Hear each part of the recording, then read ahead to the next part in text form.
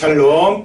오늘 3월 첫째 주일입니다. 우리 새 봄이 우리 성큼성큼 우리 앞으로 다가오고 있습니다. 우리 새 봄을 맞이해서요, 또 3월을 맞이해서 우리 하나님의 크나큰 사랑과 놀라우신 은혜가 여러분 모두에게 우리 함께 하기를 우리 기도하겠습니다. 우리 새 봄을 맞아서 이제 새 봄을 맞아서 이제 환경도 점점 이렇게 이제 온화해지고 따스해지는 것만큼 우리의 마음도 하나님의 손길을 느끼며, 그리고 하나님의 은혜를 마음에 담으며 점점 더 따뜻해지기를 바라겠습니다. 우리 지난 시간에 이어서 계속해서 우리 창세기 우리 말씀 우리 살펴보는데요. 우리 창세기는 우리 구약의 역사서 가운데 가장 먼저 나오는 말씀입니다. 구약의 역사서는 크게 네 부분으로 되어 있다라고 했죠. 첫째가 하나님의 언약 섭리. 하나님의 언약 섭리. 그래서 창세기 1장부터 36장까지. 그리고 두 번째가 자손 언약. 그렇죠. 자손 언약 성취 섭리 해가지고 창세기 37장부터 민수기 30장까지. 그리고 세 번째가 땅 언약이죠. 땅 언약 성취 섭리에서 민수기 31장부터 해서 저기 어디까지요? 사사기까지. 네 번째가 통치 언약 성취 섭리 해서 룻기부터 시작해가지고 에스더까지. 이렇게 맞죠? 이렇게 되어 있습니다. 이렇게. 그래서 하나님 구약의 역사서가 창세기부터 에스더까지인데, 구약의 역사서는 크게 네 부분으로 되어 있는데, 첫째가 하나님의 언약 섭리 해가지고 창세기 1장부터 36장. 그리고 하나님의 언약 중에 하나가 바로 뭐예요? 첫 번째가 자손 언약이었죠. 그 자손 언약이 이루어지는 것, 그것이 창세기 30장부터 민수기 30장까지고요. 두 번째, 땅 언약이 성취되는 것이 민수기 31장부터 사사기. 그리고 통치 언약이 성취되는 것이 룻기부터 에스더까지 해가지고 자손 땅 통치라는 하나님 나라가 구약에 이루어지는 그 과정이 바로 뭐예요? 이 구약의 역사서라는 거. 이걸 통해서 하나님의 살아계심을 우리가 확인받을 수 있다라는 것. 그렇죠? 이 부분이 구약 역사서의 우리 전체적인 맥락이고요. 특별히 지금 저희가 하고 있는 하나님의 언약 섭리 가운데 첫 번째가 바로 뭐냐면은, 이 밑에를 또 지워야 되겠네요. 하나님의 언약 섭리 가운데 언약 섭리 크게 두 개로 되어 있는데요. 첫 번째가 바로 인류의 시조와 언약하시는 거. 인류의 시조와 언약.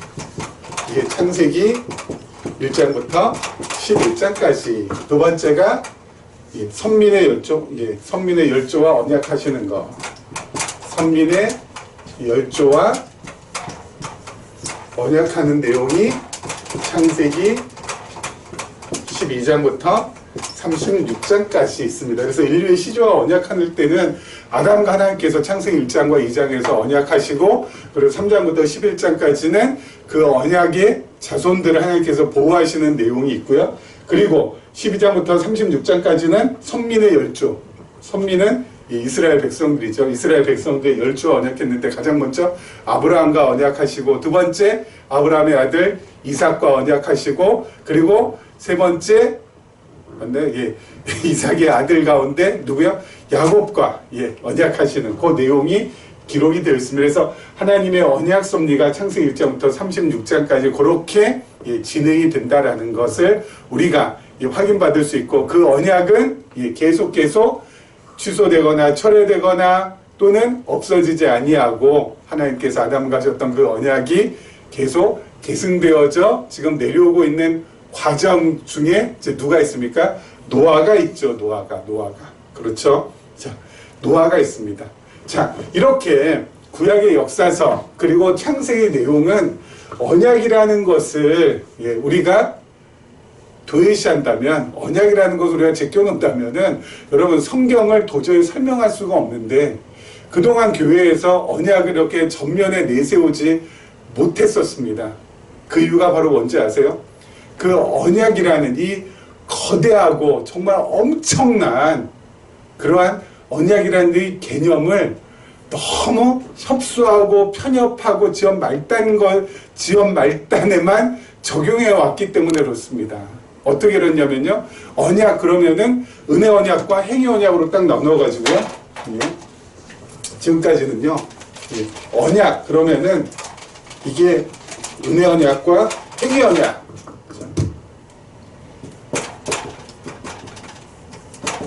은혜 언약과 행위 언약으로 나눠가지고 언약을, 이게 이 구절이 은혜 언약이냐 또는 행위 언약이냐. 그래서 은혜 언약이면은 뭐요?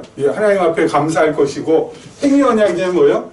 그 행동을 우리가 촉발하고 그리고 행동을 해야 된다라는 쪽으로 해왔거든요. 그렇기 때문에 언약 그러면은 여러분 이 거대한 이 언약의 물줄기를 갖다가 우리가 바라보면서 이 흐름을 바라보면서 성경을 갖다가 이해하고 해석하고 해야 되는데, 단지 두 가지, 그렇죠? 은혜냐, 힘이냐. 그래서 은혜면 뭐요? 감사. 힘이면은 행동을 촉구하는 쪽으로. 그렇게만 성경을 봐왔기 때문에 이 편협하고 그리고 협소한 요 언약에 대한 요 개념을 가지고 성경 전체를 바라볼 수 있는 눈이 마련되지 않았던 것이죠. 그렇죠? 그럼 우리나라에서 가장 비싼 컴퓨터가 어디 있는지 아십니까? 기상청하고 한국과학기술원이라는 곳에 있는데요. 바로 슈퍼컴퓨터라고 합니다. 한 대에 900억, 900만 원이 아니라 900억 이상 되는 정말 많은 수많은 양의 데이터를 빠르게 처리할 수 있는, 그래서 그렇기 때문에 기상청은 여러분 날씨가 변화무쌍하니까, 또 과학기술원 같은 데는 여러 가지 연구를 갖다 해야 되니까 여러분 이러한 이 슈퍼컴퓨터를 갖다가 도입을 한다고 하더라고요. 900억 이상 되는 정말 엄청나게 빠른 속도죠.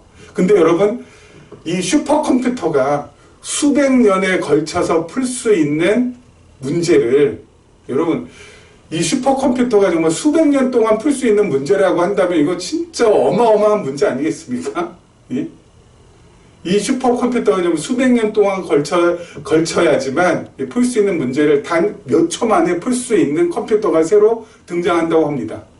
그러니까 여러분 이 슈퍼컴퓨터가 더 어마어마한, 그렇죠? 이 몸의 잠재력과 능력과 연산작용을 갖추고 있는 컴퓨터죠. 바로 양자 컴퓨터라고 합니다. 주로 저는요, 컴퓨터를 사용할 때 크게 하나, 둘, 한 세 가지 정도의 용도로 사용합니다. 첫째는 워드 작업, 그렇죠? 설교문 작성하거나 하거나 할 때 워드 작업. 그리고 두 번째가 검색하거나, 그렇죠? 검색 작업. 그리고 또 인터넷을 통해서 뉴스 같은 것을 이제 확인할 때, 그리고 또 영상 볼 때, 그렇죠? 유튜브 영상 같은 거 볼 때, 그 정도로 저는 컴퓨터를 사용합니다. 다른 건 거의 제가 컴퓨터는 한 요 정도 범위 안에서 사용하는데요. 제가 저에게 양자 컴퓨터를 갖다가, 제가 양자 컴퓨터를 가지고 그 정도만 사용한다면은 여러분 이건 진짜 낭비도 이런 낭비는 없겠죠. 그렇죠? 슈퍼컴퓨터보다도 정말 수천 배, 수만 배 더 최첨단을 달린다는 그 고도의 연산 능력이 있는 이 양자 컴퓨터 가지고 제가 이 동영상 보고, 그리고 인터넷 뉴스 보고, 그리고 또 검색하고, 그리고 워드 작업하고, 거의 무한한 잠재력이 있는 컴퓨터 가지고 제가 그 정도 한다면 전 진짜 무식하고 무지하고 진짜 어리석은 인간이죠. 컴퓨터가 아깝다. 성경 진짜 아깝다라고 말하는 그것조차도 정말 아까운 겁니다. 그렇지 않겠어요? 그러면 언약이라는 이 거대한 개념, 그렇죠? 성경 전체를 관통할 수 있는 이 어마어마한 이 말씀, 이 언약, 그렇죠? 그 개념 가지고 단지 이게 은혜 언약이냐, 이 말씀이 뭐 행위 언약이냐. 그래서 이 하나님께서 은혜로 주신 거니까 우리가 감사하며 살자. 야, 이거 행위로 우리가 행위를 해야 되는 거니까 우리가 이렇게 행하자, 저렇게 행하자. 그거 정도 가지고 이 언약을 갖다가 그 정도에서만 적용하고 그 정도에서만 사용한다면은 김 목사가 양자 컴퓨터 가지고 여러분 워드 작업하고 영상 보고 그리고 뭐 인터넷 검색하고 뭐 이 정도 쓰는 거하고 뭐 다를 바가 뭐가 있겠습니까? 정말 어리석고 진짜 낭비 이런 낭비가 없는 것이죠. 이제는 어때요? 그래서 기도하는 것 가운데 하나가 뭐냐면 하나님 우리 성경학자들과 목회자들의 생각과 마음을 좀 열어서 이 언약에 대한 개념을 더욱더 깊이 있게 좀 깨달을 수 있도록 그렇죠? 제발 좀 눈 좀 뜨게 좀 해달라고 그 기도가 절로 나와요. 그렇죠? 여러분이 언약이라는 것이 얼마나 우리에게 있어서는 하나님께서 우리에게 허락해 주신 정말 크고 놀라운 세상에 그 무엇을 살 수 없는 선물입니다. 이 언약의 개념을 깨닫게 해주신 것이. 그래서 우리는 여러분 성경 어디요? 은혜 언약인지 이게 무슨 행위야? 이게 무엇이 중요한지 진짜 이게 무엇이 중요합니까 이게 아니라 우리는 언약이라는 그렇죠? 이걸 통하여서 뭐야? 하나님 나라도 우리가 확인할 수 있고 또 뭐예요? 하나님의 살아계신 우리가 확인할 수 있기 때문에 여러분이 언약이라는 요 개념을 우리가 바르게 이해하고 하나님의 말씀을 본다는 것은 여러분 정말 이 땅에 살면서 하나님의 말씀을 가장 하나님의 말씀에 근접해서 바라볼 수 있도록 하나님께서 우리에게 베풀어 주신 놀라운 은혜의 결과라는 것을 명심하시고 그렇죠? 하나님 말씀 보실 때 특히 창세기부터 에스더까지 구약의 역사에서 보실 때 이 언약이라는 요 개념을 늘 염두에 두면서 성경을 읽어 가셨으면 좋겠습니다. 자, 우리 한번 말씀 속으로 한번 들어가 보도록 하죠. 우리 18절 말씀입니다. 18절 6장 18절입니다.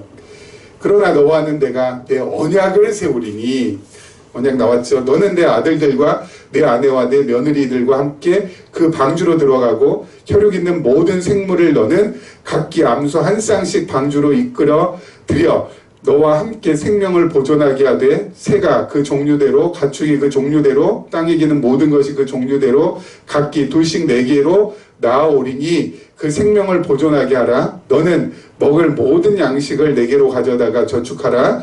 이것이 너와 그들의 먹을 것이 되리라. 노아가 그와 같이 하여 하나님이 자기에게 명하신 대로 다 준행하였더라. 아멘. 그럼 오늘 이 본문에 나오는 언약은 행위 언약이에요? 아니면 은혜 언약이에요?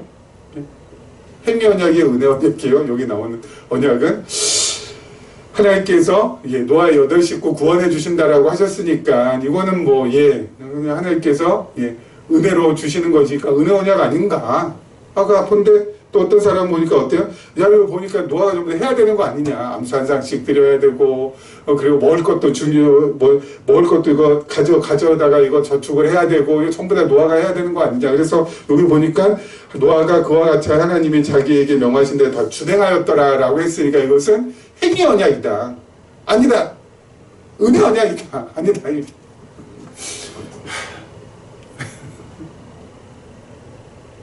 이러고 있습니다.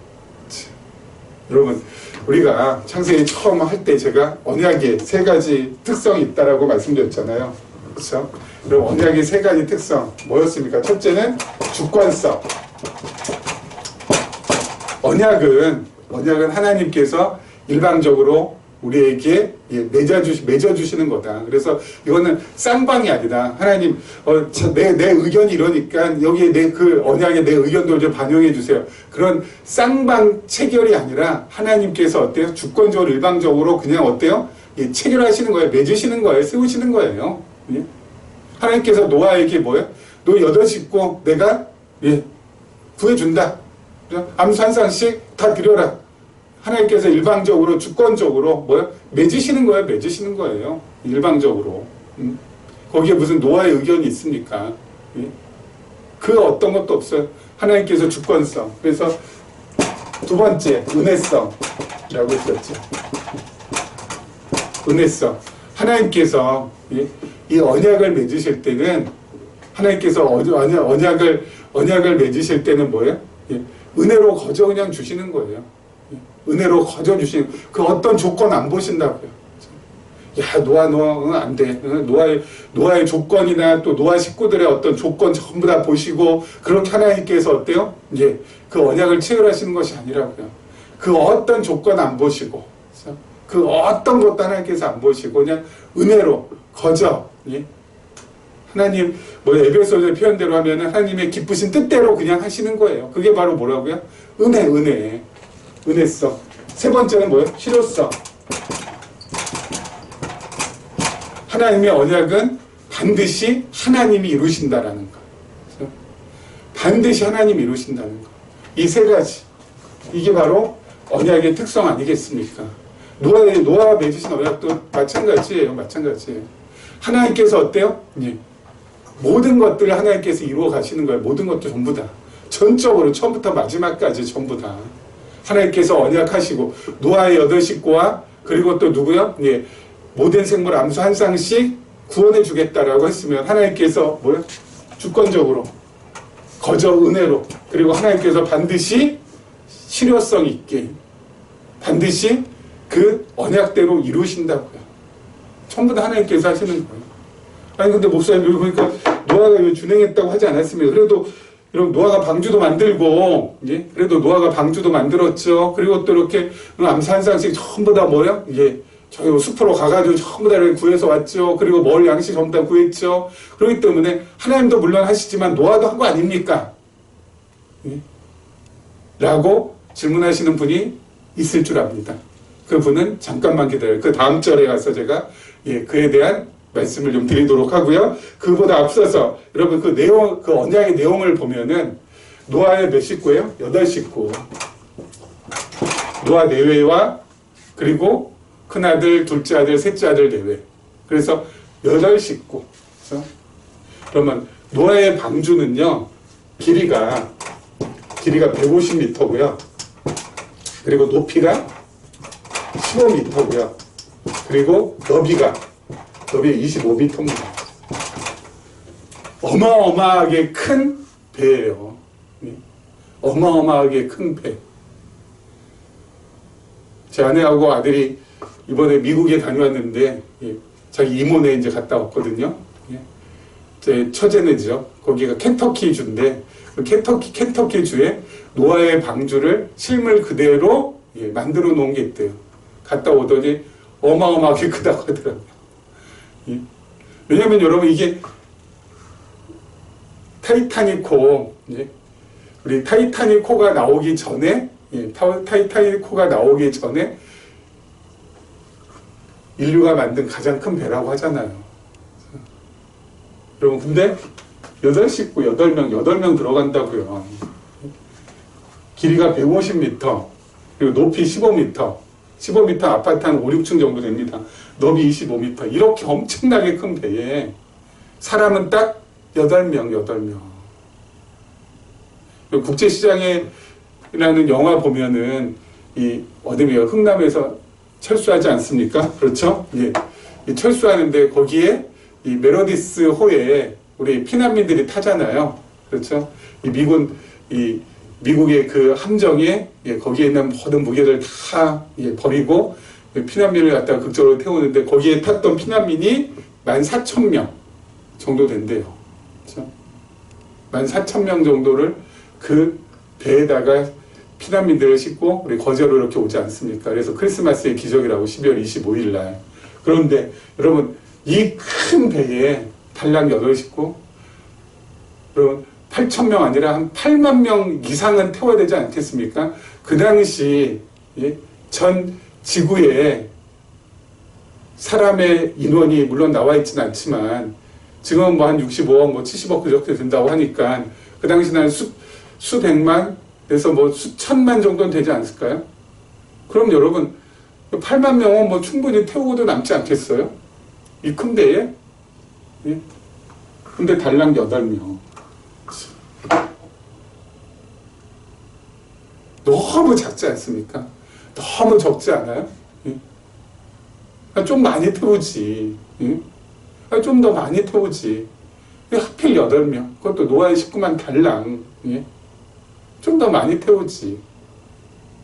우리 생각은 다 그렇잖아요.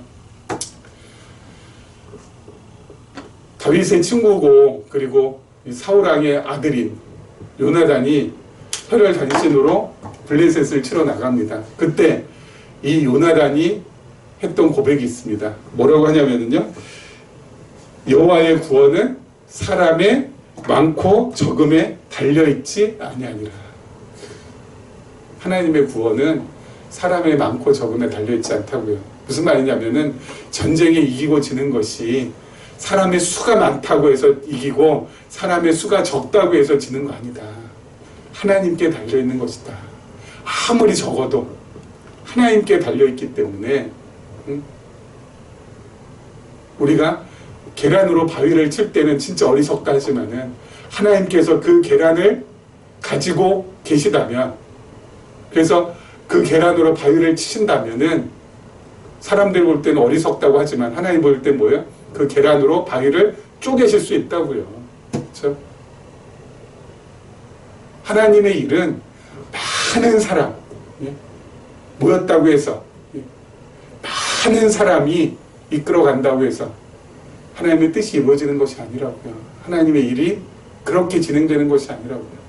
작은 수, 정말 별 볼 것 없는 몇몇 안 되는 사람이 모여도 뭐예요?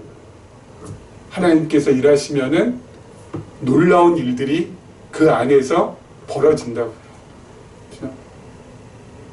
8명 탔지만은 여러분, 홍수가 끝나고 나서 하나님께서 이 8식구를 통하여서 새 일을 또 시작하시잖아요.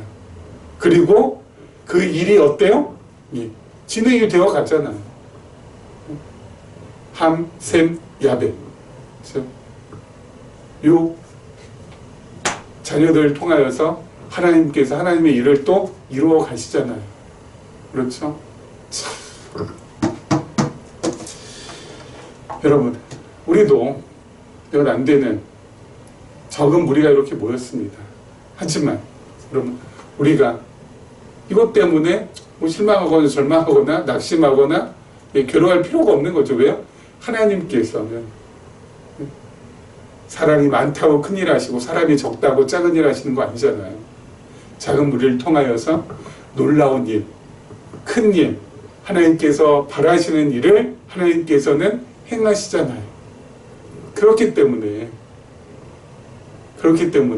우리가 오늘도 하나님의 큰 일을 기대하면서 지낼 수 있는 것이고, 우리에게 주어진 하나님의 크고 놀라운 이 선물을 감사하며 보낼 수가 있는 것이죠. 자, 그 다음 절 한번 보도록 하겠습니다. 그 다음 절입니다. 여호와께서 노아에게 이르시되 노아 내 온 집은 방주로 들어가라. 이 세대에서 내가 내 앞에 의로움을 내가 보았음이니라. 너는 모든 정결한 짐승은 암수 7에 부정한 것은 암수 2씩을 내게로 데려오며 공중의 새도 암수 7씩을 데려와 그 씨를 온 지면에 유전하게 하라. 지금부터 7일이면 내가 40주야를 땅에 비를 내려 내가 지은 모든 생물을 지면에서 쓸어버리리라. 노아가 여호와께서 자기에게 명하신 대로 다 준행하였더라. 여기 보면은 의로움을 내가 보았느니 했을 때 이 의로움은 여러분 인간의 도덕적 윤리적인 기준에 의한 의로움이 아닙니다. 뭐예요? 하나님을 중심으로 한 의로움. 바로 뭐예요? 하나님께서 의롭다 또는 의롭지 않다라고 여기는 그 기준이 있죠. 바로 뭡니까? 믿음이에요, 믿음. 하나님께서 노아에게 믿음을 주셔서 어때요? 그 믿음으로 하여금, 그 믿음이 노아로 하여금 의롭게 하나님께서 보도록 해준 거라고요. 그렇죠? 믿음으로 의롭게 된 거예요. 그 의로움입니다. 그렇죠? 이 노아가 엄청나게 도덕적으로 깨끗하고 윤리적으로 바르게 살고 이렇게 해가지고 노아가 의로운 것이 아니라 노아에게는 무엇이 있었어요? 하나님께서 선물로 주신 믿음이 있었고, 그 믿음이 의와 불의의 기준이 되는 거예요. 노아 시대에 노아는 믿음이 있었기 때문에 의로웠고, 노아 시대에 노아 이외의 사람들은 믿음이 없었기 때문에 불의했던 거라고요. 그렇죠? 자, 여러분, 그 믿음이라는 것은요, 반드시 행위를 동반합니다. 그렇죠? 믿음은 행위를 동반해요. 그걸 갖다가 믿음의 행위라고 합니다. 그렇죠? 그래서 야고보서에 보면은 행함이 없는 믿음은 죽은 것이라고, 당연한 말씀이죠. 믿음은 반드시 뭘 동반해요? 믿음은 반드시 행위를 동반합니다. 반드시. 근데 그 행위는 두 가지로 나눌 수 있어요. 내적인 행위와 외적인 행위로 나눌 수가 있죠. 내적 행위는 뭐예요? 믿음이 있기 때문에 그 믿음으로 인하여서 마음의 평안, 기쁨, 감사, 이런 것이 어때요? 유발이 되면 이게 내적인 행위죠. 그렇죠?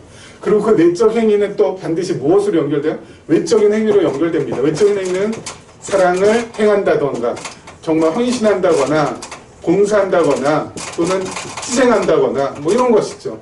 이런 것들을 또 동반하죠.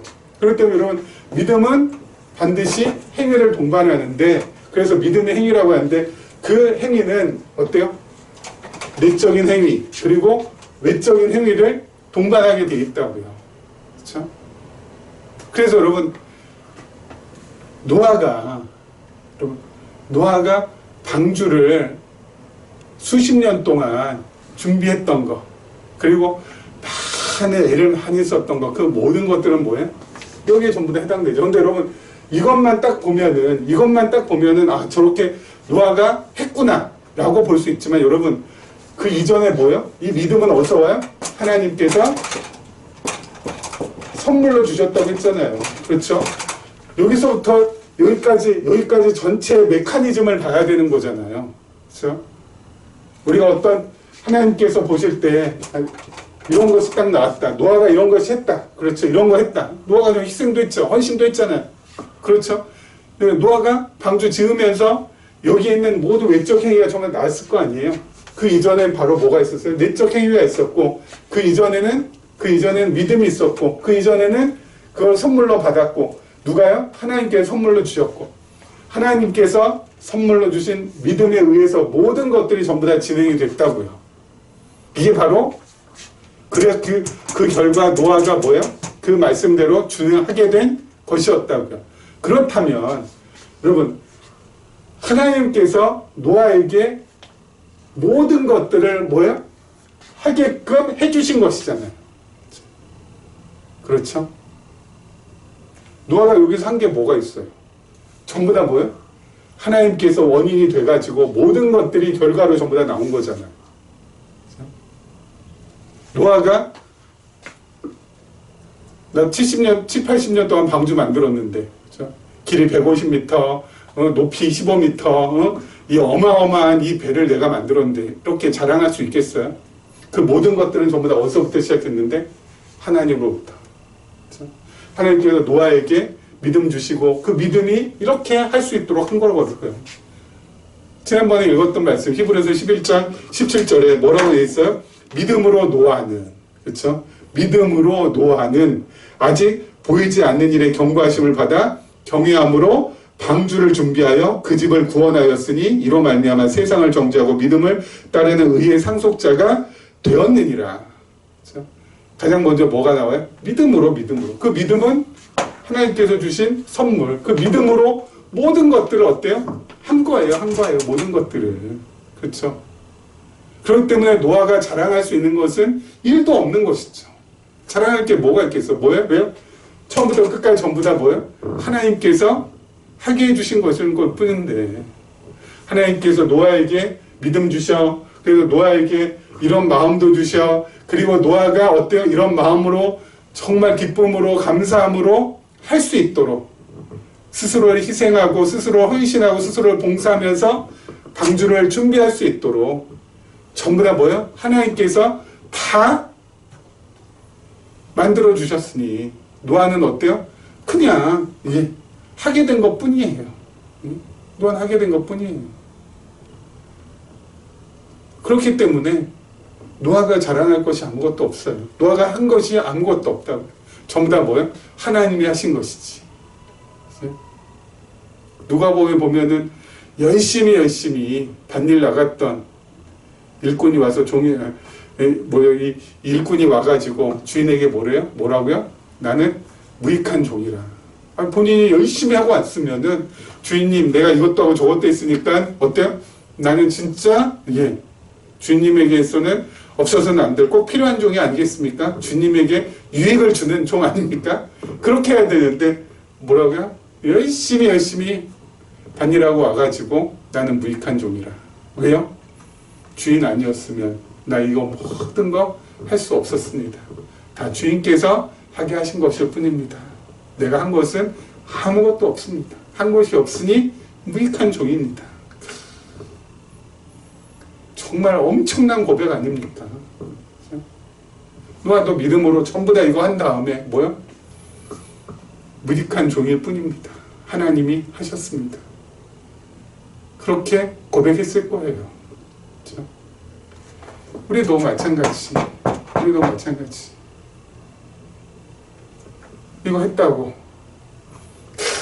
내가 그나마 좀 나서 내가 이나마도 남들보다 좀 더 어때요? 좀 더 내가 좀 인격적으로도 좀 성숙하고 그리고 남들보다 좀 배운 것도 좀 있고 그러니까 내가 이렇게 한 거지. 이건 잘못된 거라고. 하나님께서 우리에게 계시적인 관점에서 하나님의 말씀을 해석하고 적용할 수 있도록 여기까지 지금 이끌어 오셨습니다. 말씀드린 대로 여러분 이건 진짜 하나님께서 우리에게 주신 놀라운 선물이에요. 그렇죠? 어떻게 보면은 내 자랑으로 그렇죠? 그리고 내 만족으로 그렇게 나갈 수 있는 여지가 다분히 있습니다. 계시의 관점에서 하나님의 말씀을 해석하고 적용하고 이렇게 하다 보면은 여러분 다른 것은 다른 분들이 이렇게 해석하고 적용하는 그 말씀들이 눈에 안 들어오고 그리고 성에 안 찰 때가 참 많습니다. 그렇다고 해서 거기에 대고 비난하고 아니다라고 하고 해봤자 입만 아픈 거고요. 그렇다고 해서 난 더 우월하다, 나는 더 비교 우위에 있다 이렇게 나가는 것도 뭐예요? 잘못된 것이라고요. 나는 아무것도 아니라고. 내가 한 것은 아무것도 없다고. 하나님께서 그냥 나에게 베풀어 주신 것이라고. 그렇기 때문에 하나님만 자랑하고 하나님만 찬양하고 하나님만으로 만족하며 살겠나이다. 그런 고백을 우리가 해야 되지 않을까 싶습니다. 3월이 시작이 되었습니다. 이제 상과들이 꽃 피고 개나리, 진달래, 철쭉, 목련 엄청난 꽃들이 이제 한바탕 그야말로 꽃 대궐을 아마 이루겠죠. 그 만발하는 꽃들을 바라보면서 하나님의 손길도 그리고 하나님의 따스함도 느끼셨으면 좋겠고요.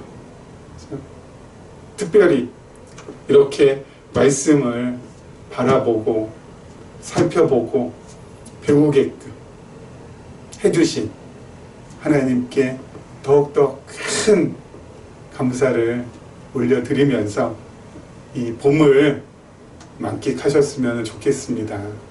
이런 은혜가 우리 모두에게 함께 하시기를 주님의 이름으로 축원합니다.